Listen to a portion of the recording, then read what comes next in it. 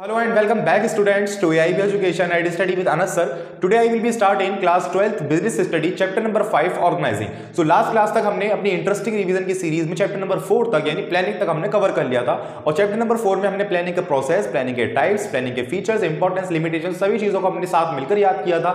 इसी तरीके से अपने चैप्टर नंबर 5 के अंदर हम देखेंगे कि आखिर क्या क्या चीजें इंपॉर्टेंट है, किन किन चीजों पर हमें ध्यान देना चाहिए या फिर जो चीजें याद करने वाली हैं वो तो हम साथ मिलकर याद करने वाले हैं। सो स्टार्ट करते हैं अपनी क्लास को बिना कुछ देरी किए और समझते हैं सभी इंपॉर्टेंट टॉपिक एंड पॉइंट्स को और साथ मिलकर याद करते हैं ताकि हम एग्जाम पॉइंट ऑफ व्यू से अपने 80 में से 80 स्कोर कर सके। सो स्टार्ट करते हैं अपनी क्लास को और समझते हैं हर एक टॉपिक का भी brief, best and short explanation के साथ। So let's start.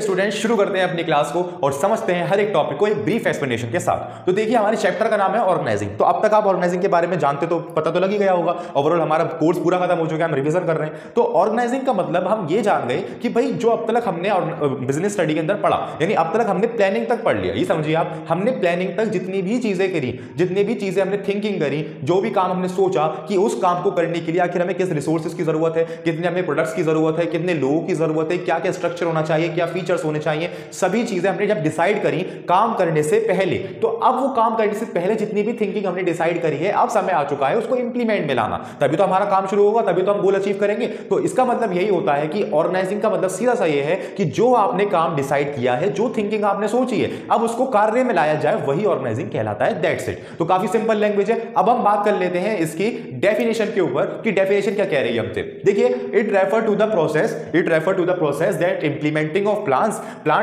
that implements of plans by clarifying jobs and working relationship and effectively developing of all resources for attainment of identified and desired result। भाई यहां तो सीधी सीधी language लिखी हुई है, कोई दिक्कत नहीं होनी चाहिए। यानी कि एक ऐसा प्रोसेस है जो कि प्लान को अब इंप्लीमेंट में लाए, सभी की जॉब्स को बताते हुए, सभी के वर्किंग रिलेशनशिप को बताते हुए, आइडेंटिफाइड करते हुए कि जो हमारे पास रिसोर्सेज हैं वो डिजायर्ड रिजल्ट को अचीव करने में हेल्पफुल हैं भी या नहीं। तो वही तो ऑर्गेनाइजिंग है। चलिए स्टूडेंट्स इसको याद कर लेते हैं फटाफट से। तो देखिए ऑर्गेनाइजिंग का मतलब हम जान गए। इसकी डेफिनेशन क्या थी? It refer to the process of implementing the plan by clarifying jobs and working relationship and identified resources for attainment identified desired result। ये तो याद हो गई है कि नहीं? भाई जो हम बातें बोल रहे हैं वही तो लिखी हुई इंग्लिश के अंदर, तो थोड़ी चीज हमें समझने की जरूरत है। सभी इंग्लिश की डेफिनेशन हमें याद हो जाने वाली है। ठीक है, तो ऑर्गेनाइजिंग हम समझ गए। एक बार दोबारा पढ़िए मेरे साथ साथ। It refer to that process of implementing the plan by clarifying jobs and developing working relationships and effectively developing of all resources for attaining identified desired result. ठीक है, जो बीच बीच में आप थोड़ी थोड़ी मिस्टेक करोगे ना उसकी कोई दिक्कत नहीं है, बट एग्जामिनर ये दिखता है कि आप पहुंच कहां तक रहे हो, आप बिल्कुल ऑर्गेनाइजिंग तक पहुंच रहे हो। दैट्स इट, हमारे यहाँ पे कंप्लीट हो गई ऑर्गेनाइजिंग के सब कुछ। ठीक है, अब हम थोड़ा बात कर लेते हैं इसके फीचर्स के बारे में। तो फीचर्स क्या है? Division of work, common object, coordination, translation of plans, organizing is a machine of management. तो इस तरीके से हमारे फीचर्स क्रिएट होते हैं। तो फीचर्स भी हमें याद करना कोई बड़ी बात नहीं है। कैसे? Division of work, coordination, common object, process, translation of plans and organizing is a machine of management. भाई जाहिर सी बात है कि अभी तक हमने क्या सोचा था? सिर्फ प्रोडक्शन के बारे में सोचा था। अब प्रोडक्शन होगी, कौन करेगा? मशीन करेगी। हमारी मैनेजमेंट के अंदर मशीन कौन है? ऑर्गेनाइजिंग है। अब ऑर्गेनाइजिंग के द्वारा क्या हो रहा है? हमारा काम शुरू हो रहा है। That's it. तो ये सारे हमारे फीचर्स हैं। ठीक है, तो division of work, coordination, common objective, translation of plans और process and organizing is a machine of management. यहां पे हमारे सारे फीचर्स फिनिश। अब बात कर लेते हैं हम इंपॉर्टेंस की। भाई देखो हमने डेफिनेशन के अंदर ये जान लिया कि क्या है, ये हमारा ट्रांसलेशन ऑफ प्लान्स है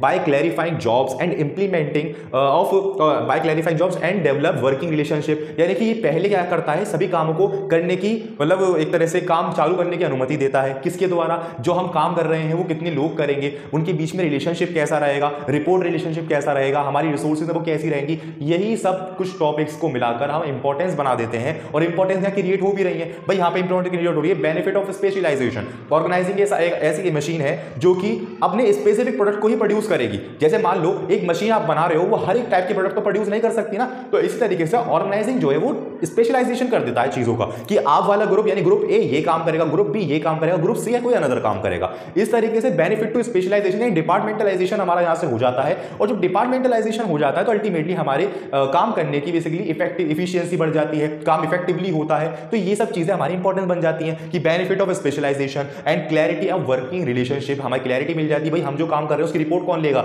हम जो काम कर रहे हैं उसका जवाब किसको देना है हमें, तो clarity in working relationship, optimum utilization of all resources, ये 3 पॉइंट तो हमें याद हो गए। क्या था, benefit of specialization, clarity in working relationship and optimum utilization of all resources, सभी चीजों का ऑप्टिमम यूटिलाइजेशन हो जाता है। फोर्थ पे आ जाइए, adapting to changes, effective administrative, developing of personal, expansion and growth. चलो सातवें को छोड़ो, पहले 3 याद करो, adapting to changes, effective administrative, development, personal and expansion and growth. यहां पे हम सब समझ में आ गया। एक बार दोबारा पढ़ो सबको, benefit of specialization, clarity in working relationship and optimum utilization of all resources, adapting changes and development of personal कहां तक पहुंचे हमने, 5 पॉइंट यहीं पे याद कर लिए। बचे कितने, 2 बचे। कौन कौन से छोड़े हमने छोड़े effective administrative and expansion and growth, तो इनको भी दोबारा पढ़ लेते हैं, effective administrative and expansion and growth. दोबारा पढ़िए importance, benefits of specialization, clarity in working relationship, optimum utilization of all resources, effective administrative, optimum, ये तो हो गया effective administrative, adapting to changes हो गया। नेक्स्ट आता है हमारे पास development of personal and expansion and growth. So finally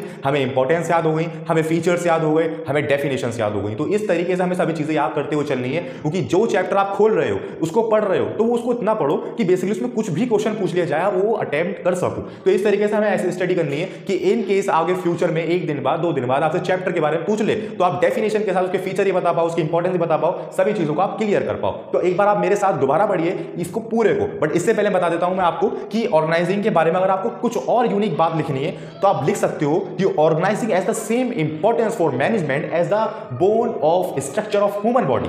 यानी कि ऑर्गेनाइजिंग बिल्कुल उसी तरीके से ही इंपॉर्टेंट है जैसे कि ह्यूमन बॉडी के लिए उसकी बोन इंपॉर्टेंट है, उसकी हड्डियां इंपॉर्टेंट है, क्योंकि जब इंसान की ह्यूमन बॉडी में हड्डियां ही नहीं होंगी तो वो खड़ा ही नहीं रह पाएगा। इसी तरीके से जब हम काम करने के अंदर ऑर्गेनाइजिंग का फीचर का यूज ही नहीं करेंगे तो हमारा मैनेजमेंट जो है वो डगमगा जाएगी। ठीक है, तो ये आप लिखोगे लाइन तो और बढ़िया प्रभाव पड़ेगा हमारे उस पर एग्जामिनर पे। तो यहां तक हमें होपफुली सभी चीजें क्लियर हो गई। आई होप आपको भी सभी चीजें क्लियर हुई होंगी। एक बार रिवाइज करिए मेरे साथ, कैसे ऑर्गेनाइजिंग की डेफिनेशन से पढ़ते हैं हम। तो it refer to the process of implementing plans by clarifying jobs and working relationship and effectively developing resources for attainment of identified desired result. ये हमारी डेफिनेशन हो गई। Features, division of work, coordination, common object, process, organizing is a machine of management.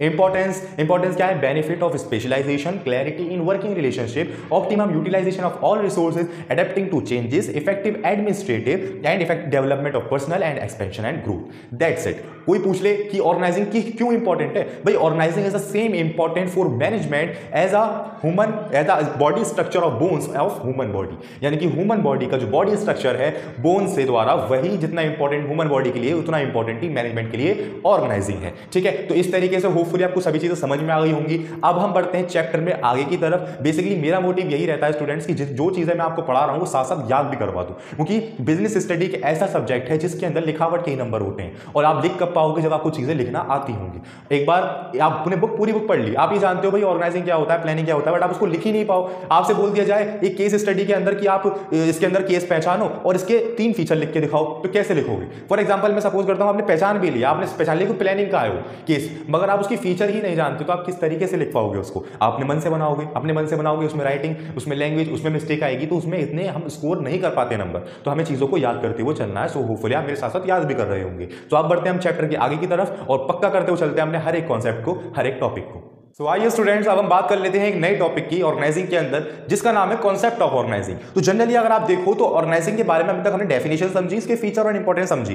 तो अब इसका concept क्या है, देखिए स्टूडेंट्स, ऑर्गेनाइजिंग का सीधा साधा मतलब यही है कि बेसिकली डेवलप करना रिलेशनशिप, और वो भी किसके बेस पर, वर्क के बेस पर। अब वर्क के बेस पर कैसे, पहला तो हमने डिवाइड करा इसको organizing as a process, second one is organizing as a structure relationship. काम दोनों का सेम टू सेम है बट इनकी कैटेगरीज के अंदर इनके मटेरियल के फैक्टर कुछ और कुछ है। जैसे कि पहला तो आता है हमारे पास ऑर्गेनाइजिंग एज अ प्रोसेस के अंदर जैसे कि human, material, machines and money, इनका प्रोसेस, इनका फ्लो किस तरीके से होना चाहिए। या फिर आप इसको एक तरीके से और याद रख सकते हो कि ऑर्गेनाइजिंग एज अ प्रोसेस की बात हो रही है तो समझ लीजिए टेंजिबल फोर्सेस की बात हो रही है। आप याद रखिए टेंजिबल फोर्सेस, ठीक है, या फिर टेंजिबल प्रोसेस, ये आप याद रखो। ऑर्गेनाइजिंग एज अ प्रोसेस यानी कि टेंजिबल प्रोसेस यानी कि human, material, machines and money. ठीक है, organizing as a structure relationship, हमारी पूरी कंपनी के अंदर या पूरे ऑर्गेनाइजेशन के स्ट्रक्चर के अंदर किस तरीके से रिलेशनशिप होना चाहिए। अभी किसके बीच में, वर्क के बीच में। वर्क कैसे, अथॉरिटी हो गई, रिस्पॉन्सिबिलिटी हो गई, फंक्शंस हो गए, ऑब्जेक्टिव्स हो गए, ठीक है। तो इस तरीके से ये सब चीज क्या है, आप फंक्शंस को छू सकते हो या फिर आप अथॉरिटी को छू सकते हो। भाई मुझे कोई ताकत मिली हुई है तो वो सिर्फ मुंह से मिली हुई है ना, कोई ऐसा तो नहीं कोई मेरी ताकत को छीन के ले जाएगा, वो तो अलग बात हो गई इलेक्शन वाली। बट ये क्या है, सारी इंटेंजिबल फोर्सेज हैं, तो आप इसको याद रख सकते हैं with use of intangible forces, ठीक है। यहां तक हम जान गए। तो आपको कैसे याद रखना है, organizing as a process is tangible force under is human, material, machines and money. Second one is organizing as a structure relationship, this ये ऑर्गेनाइजिंग स्ट्रक्चर रिलेशनशिप को किस तरह से याद रख सकते हो आप, इंटेंजिबल फोर्सेज के अंदर क्या क्या चीजें आती हैं हमारी, authority, responsibility, functions and plans वगैरह भी आ सकते हैं इसके अंदर, ऑब्जेक्टिव्स आ सकते हैं, स्ट्रेटजी आ सकती है। तो ये सब हमारे क्या आ जाते हैं, स्ट्रक्चर रिलेशनशिप में आ जाते हैं। सो होपफुली आपको ये भी समझ में आ गया होगा।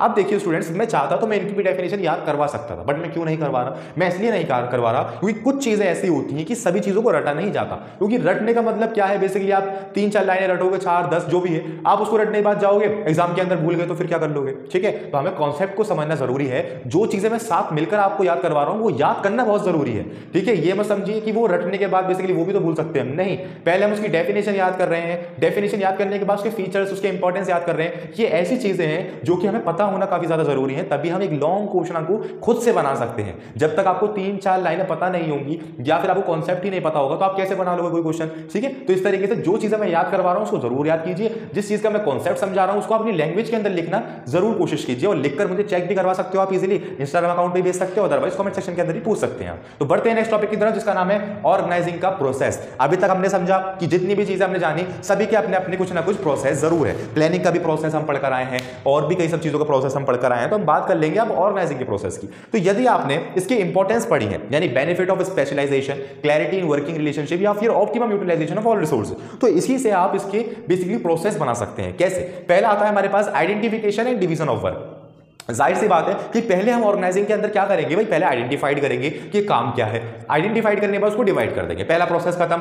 डिवाइड करने के बाद क्या करूंगा मैं, डिवाइड करने के बाद उसको डिपार्टमेंटलाइजेशन कर दूंगा कि भाई ये डिपार्टमेंट सिर्फ इस चीज को देखेगा, ये डिपार्टमेंट सिर्फ इस चीज को देखेगा, यानी कि मैं क्या करूंगा यहाँ पे बेनिफिट ऑफ स्पेशलाइजेशन का काम कर रहा हूं, स्पेशलाइज कर रहा हूं सभी चीजों को। ये हो गया हमारा। अब दो हमारे तो यही खत्म। तीसरा असाइनमेंट ऑफ ड्यूटीज, यानी कि डिपार्टमेंटलाइजेशन कर दिया कि भाई इस डिपार्टमेंट के अंदर इतने लोग काम करेंगे, इस डिपार्टमेंट के अंदर ये काम करेगा, इसका मोटिव ये होगा, इसका ऑब्जेक्टिव ये होगा। अब हम बात करेंगे असाइनमेंट ऑफ ड्यूटीज, यानी कि बेसिकली स्टाफिंग प्रोसेस हमारा यहां से शुरू हो जाता है कि जो हमारे पास लोग काम करने वाले हैं उनकी ड्यूटीज को हम असाइन कर देंगे कि आप इस डिपार्टमेंट में काम करेंगे या फिर आप इस डिपार्टमेंट में काम करेंगे। इस तरीके से हम यहां पे क्या कर देंगे, assignment of duties. Next one is establishing reporting relationship, यानी कि हमने क्या करा था, हमने डेफिनेशन के अंदर जाना था कि ऑर्गेनाइजिंग की डेफिनेशन क्या है, क्लैरिटी इन वर्किंग रिलेशनशिप। तो वर्किंग रिलेशनशिप का मतलब क्या है कि जो आप काम कर रहे हो उसका जवाब आप किसको दोगे, जो आप काम कर रहे हो उसकी रिपोर्ट किसको दोगे। तो इस तरीके से हमारा लास्ट प्रोसेस बन जाता है एस्टैब्लिशिंग रिपोर्टिंग रिलेशनशिप। तो इसी के साथ आपका ऑर्गेनाइजिंग प्रोसेस भी फिनिश हो जाता है। एक बार मेरे साथ पढ़िए कि identification and division of work, departmentalisation, assignment of duties and क्या है लास्ट वाला,